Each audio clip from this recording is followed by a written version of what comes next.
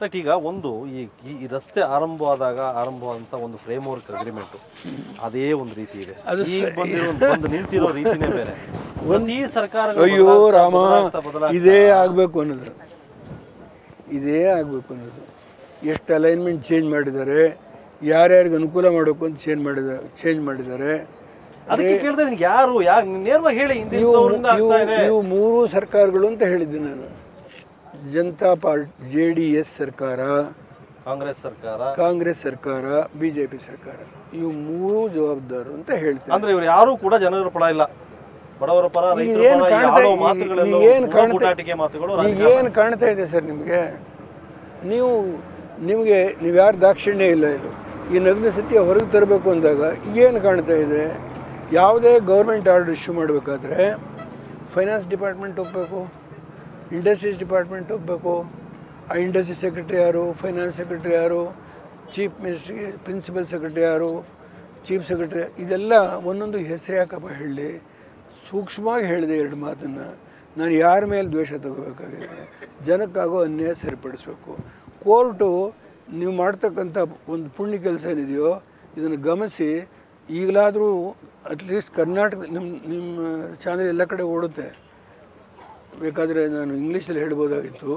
ಈಗ ಕರ್ನಾಟಕ ಜನತೆಗೆ ನೀವು ಈ ನಗ್ನ ಸತ್ಯ ತರ್ತಾ ಇದ್ದಾರೆ. ಒಂದು ಕಡೆ ಈಗಿರೋ ಸರ್ಕಾರ ಮತ್ತು ಮಂತ್ರಿಗಳು ಸದನದ ಒಳಗಡೆ ಒಂದು ಮಾತಾಡ್ತಾರೆ, ನ್ಯಾಯಾಲಯದಲ್ಲಿದೆ ಪ್ರಕಾರ. ಅಯ್ಯೋ ರಾಮ, ಅದ್ರ ಬಗ್ಗೆ ಚರ್ಚೆ. ಆದರೆ ಹೊರಗೆ ಬಂದಾಗ ಅದು ಬೇರೆನೇ ಆಗಿರುತ್ತೆ. ಸದನ ಅಂತ ಯಾಕೆ ಚರ್ಚೆ ಮಾಡ್ತೀರಿ ಸರ್?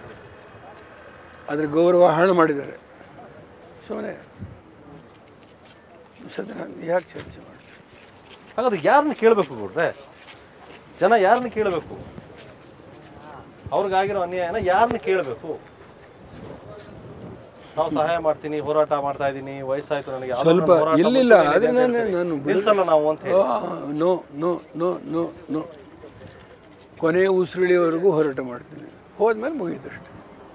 ಇದರಲ್ಲಿ ಯಾರು ನಾನು ತಡೆಗಟ್ಟಕ್ಕಾಗಲ್ಲ, ಬಾಯಿ ಮುಚ್ಚಕ್ಕಾಗೋದಿಲ್ಲ. ಒಂದಾಯ್ತಾ? ಒಂದು ತಿಳ್ಕೊಳ್ಳಿ. ಈ ಅಕಸ್ಮಾತ್ ಈಗ ಒಂದೇ ಒಂದು ಉದಾಹರಣೆ ಕೊಡ್ಬೇಕು ನಾನು ನಿಮಗೆ, ತಪ್ಪು ತಿಳ್ಕೊಬೇಡಿ. ಕರುಣಾನಿಧಿಯವರು 10 ವರ್ಷ ರಾಜ್ಯ ಆಳಿದರು. ಎಷ್ಟು ಪಾಪ್ಯುಲರ್ ಸ್ಕೀಮ್ ಮಾಡಿದ್ದಾರೆ ಅಂದರೆ ನಾವು ಇನ್ನೇನು ಅನೌನ್ಸ್ ಮಾಡೋಕ್ಕಾಗೋದಿಲ್ಲ ಅಂಥ ಸ್ಕೀಮ್ ಮಾಡಿದ್ದಾರೆ. 43 ಪಾಪ್ಯುಲರ್ ಸ್ಕೀಮನ್ನು ಚುನಾವಣೆಗೆ 48 ಗಂಟೆ ಮುಂಚೆ ಅನೌನ್ಸ್ ಮಾಡಿದ್ರು. ನಾನು ಇಲ್ಲಿ ಬದುಕಿದ್ದೀನಿ ಸರ್, ಹೆಸರು ತೆಗೆದೇ ಹೇಳ್ತೀನಿ. 21 ಸೀಟ್ ಬಂತು. ತಮಿಳ್ನಾಡಿನ ಇತಿಹಾಸದಲ್ಲಿ ಇಲ್ಲ ಜಯಲಲಿತಾ ಅಧಿಕಾರಕ್ಕೆ ಬರ್ತಾಯಿದ್ಲು, ಇಲ್ಲ ಇವರು ಬರ್ತಾಯಿದ್ರು. ಈ ನೋಡಿ ಯಾಕೆ ಹೇಳ್ತೀನಿ ಅಂದರೆ ಅಷ್ಟೊಂದು ಈಗ ಹೇಳ್ತಿದ್ದಾರೆ. ಆಮೇಲೆ ಮಾತಾಡ್ತೀನಿ. ಯಾರು ಎಷ್ಟೇ ಆಮಿಷ ಜನಕ್ಕೆ ತೋರಿಸಿದ್ರು ಆ ಟೈಮ್ ಬಂದಾಗ ಒದ್ದು ಬಿಡ್ತಾರೆ.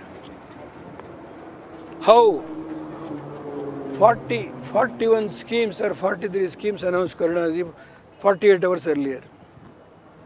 21 ಸೀಟ್ ಬಂತು. ಈಗ ಇಲ್ಲಿವರೆಗೂ ಬಂದಾಯ್ತು. ಈಗ ತಾವು ಹೋರಾಟವನ್ನು ಮಾಡ್ತಾ ಇದ್ದೀರಿ, ಮುಂದುವರಿಸ್ತಾ ಇದ್ದೀರಿ. ಸುಲಭ ಅಲ್ಲ. ಈಗ ತಮ್ಮದೇ ಏನಾದರೂ ಸರ್ಕಾರ ಬಂದರೆ, ಜನತಾದಳ ಪಕ್ಷದ ಸರ್ಕಾರ ಈ ರಾಜ್ಯದಲ್ಲಿ ಬಂತು ಅಂದರೆ ತಾವೇನು ಮಾಡ್ತೀರಿ ಹೇಳಿ? ಪ್ರಾಜೆಕ್ಟ್ ನಿಲ್ಲಿಸ್ತಿರೋ? ನೋ. ಇವತ್ತು ಅವನು ಆ ಅಗ್ರಿಮೆಂಟ್ ಪ್ರಕಾರ ಮಾಡಿ ಜನಗಳಿಗೆ ಮಾಡಿರೋ ಅನ್ಯಾಯನ ಅದೆಲ್ಲ ಓಡೋದು ತಗೋಬೇಕಾಗುತ್ತೆ. ಅದೇನು ದಾಕ್ಷಿಣ್ಯ ಇಲ್ಲ. ಅವನದೇ ಪರ್ಮಿಷನ್ ಕೇಳಬೇಕು ನಾವಲ್ಲಿ. ಅವನು ಪರ್ಮಿಷನ್ ಕೇಳಬೇಕಾದಿಲ್ಲ ಸರ್. ಯಾವುದೇ ದಾಖಲೆ ಪತ್ರಗಳಿಲ್ಲದೆ ಫ್ಲಾಟ್ಗಳು ಕೊಡೋದಕ್ಕೆ ನೋಡಿ ಅವರೇ ಕೊಟ್ಟಿದ್ದಾರೆ ಸರ್. BDA ಕೊಟ್ಟಿದ್ದಾರೆ. ನಾವೇನು ಪರ್ಮಿಷನ್ ಕೊಟ್ಟಿಲ್ಲ ಅಂತ. ಕಾರ್ಪೊರೇಷನ್ ಕೊಟ್ಟಿದ್ದಾರೆ, ನಾವು ಕೊಟ್ಟಿಲ್ಲ ಅಂತ. ಯಾಕೆ ಕೊಟ್ಟಿಬಾರ್ದು? ಜಗದೀಶ್ ಶೆಟ್ಟರಿಗೆ ಪ್ರಶ್ನೆ ಆಗ್ತಾ ಇದೆ. ಈಗ ಒಂದು ಸ್ಟೇ ತಗೊಂಡ್ರು, ಆ ಪಬ್ಲಿಕ್ ಪ್ರಾಸಿಕ್ಯೂಟರ್ ಯಾರು?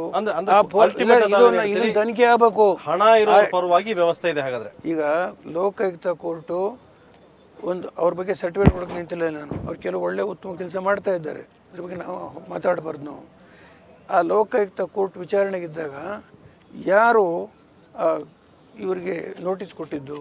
ಯಾವ ಪೊಲೀಸ್ ಅಧಿಕಾರಿ? ನಾನು ದಾಮಾಷೆ ಎಲ್ಲರಿಗೂ ದೋಷ ಕೊಡೋದಿಲ್ಲ. ಯಾವ ಅಧಿಕಾರಿ? ಅವರು ಯೋಚನೆ ಮಾಡಬೇಕಿದ್ನ. ಅದ್ರ ಒಂದರ ಆಧಾರದ ಮೇಲೆ ಹೈಕೋರ್ಟ್ ಜಡ್ಜು 4 ವಾರ ಸ್ಟೇ ಅಂತ ಹೇಳ್ತಾರೆ. 4 ವಾರದೊಳಗೆ ಏನು ಬೇಕಾದ್ರೂ ಮಾಡ್ತೀನಿ ಅಂತ ಹೊರಡ್ತಾನೆ ಅವನು ಗಿರಾಕಿ. ನಿಮ್ಮ ಸರ್ಕಾರ ಬಂದರೂ ಕೂಡ ಈ ಯೋಜನೆ ಪೂರ್ಣ ಆಗುತ್ತೆ. ಇದು ಅವನು ಇಲ್ಲದಿದ್ರೆ ನಾವು ಅವನು ಹೋಗೋದಾದರೆ ನಾವು ಸರ್ಕಾರದಲ್ಲೇ ಮಾಡಿಸ್ತೇವೆ. ಇದಕ್ಕೇನು ದೊಡ್ಡ ವಿಷಯ ಇದೆ? ಆ ಒಂದು ಪ್ರಯತ್ನ ಕೂಡ ನಡೀತು. ನನಗೆ ಗೊತ್ತಿದೆ ನನಗೆ. ಯಾಕೆ ಅಂದರೆ ಅದಕ್ಕೆ ಕೇಳ್ತಾ ನಾನೇ ಹೇಳ್ತೀನಿ ಕೇಳಿ ಸ್ವಾಮಿ. ಸ್ವಿಸ್ ಒಂದು ಮಾಡಲಿದೆ, ಅದರಲ್ಲಿ ಅವ್ರು ಯಾರೋ ಬಂದರು, ನಾವು ಈ ಕೆಲಸ ಮಾಡ್ತೀವಿ ಅಂತ, ಅದಕ್ಕೂ ಹೋಗಿ ಸ್ಟೇ ತೊಗೊಂಡ್ರು.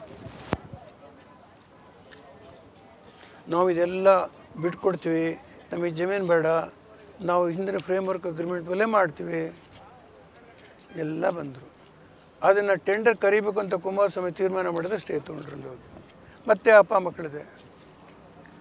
ನಾನು ಹಿಂದ್ಗಡೆ ಇದ್ದಾನೆ ಪ್ರೆಜುಡಿಸ್ ದೇವೇಗೌಡಂದು, ಅವ್ರ ಮಗ ಮುಖ್ಯಮಂತ್ರಿ, ನಮ್ಮ ಮಗ ಅಫಿಡವಿಟ್ ಮಿನಿಸ್ಟ್ರು. ಸ್ಟೇ ಆ ಅಫಿಡವಿಟಲ್ಲಿ ನಿಮಗೆ ಕೊಡ್ತೇನೆ, ನಮ್ಮ ಮೇಲೇ ಏನೇನು ಆಪಾದನೆ ಮಾಡಿದ್ದಾರೆ ಅಂತ. ನನಗೇನಿದೆ ಈ ಚರ್ಚೆ ಇನ್ನಷ್ಟು ಮುಂದುವರಿಸ್ತೀನಿ. ಅದಕ್ಕೆ ಮುಂದೊಂದು ಚಿಕ್ಕ ಬ್ರೇಕ್.